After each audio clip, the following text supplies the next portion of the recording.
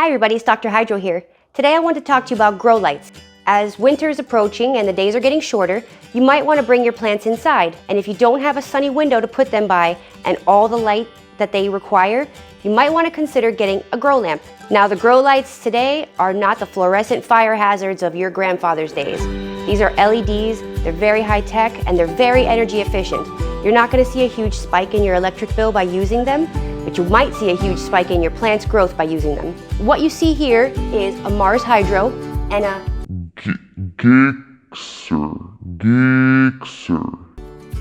It's a Gixer. I'm going to show you how they both operate. Here we have the Gixer. It was about $60 on Amazon and it was the first grow light I ever owned when I started indoor gardening. It has two fans to cool the unit on the top. They do make some noise, but they are necessary to control the heat the light produces. Here are the veg and bloom switches. The veg switch is meant to be used in the beginning vegetative growth stages of a plant. The bloom is meant to be used when the plant transitions to flowering. I used to run both switches at the same time to maximize the full light output. This is bloom. This is veg. And this is both. Notice the close spacing of the diodes and how each color is distributed. Here we have the Mars Hydro TS1000 3x3 light. It was about $150 on Amazon and it was the second type of grow lamp I owned. It has a reflective wide-angle hood for broad coverage. It is lightweight and doesn't have a fan to cool the unit, but it also doesn't produce much heat. It has a dimmer switch and an input to daisy chain multiple lights together. Mars Hydro doesn't have a veg and bloom switch. There is only on and off. Notice the spacing and distribution of the colored diodes in this lamp. Here's what you should know about your grow lamps.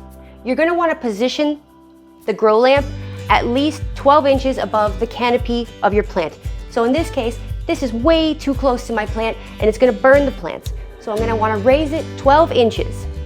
This is a lot better of a distance from the top of the canopy to the grow lamp. If you're using one of these lamps that requires you to switch on veg and bloom, make sure that you understand your plant's veg and blooming schedule so that when it produces flowers, you switch it to bloom.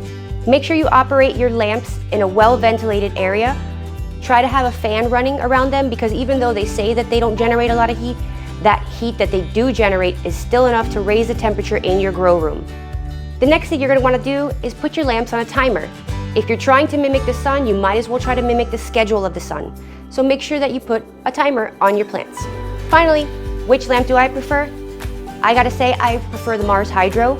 I like how it's quiet, it generates a lot less heat, and I like how it makes the light rays go outwards. This one was very cost effective and it did its job for a while, but once you upgrade to a Mars Hydro or a Spider Farmer or one of those higher level lamps, you don't go back.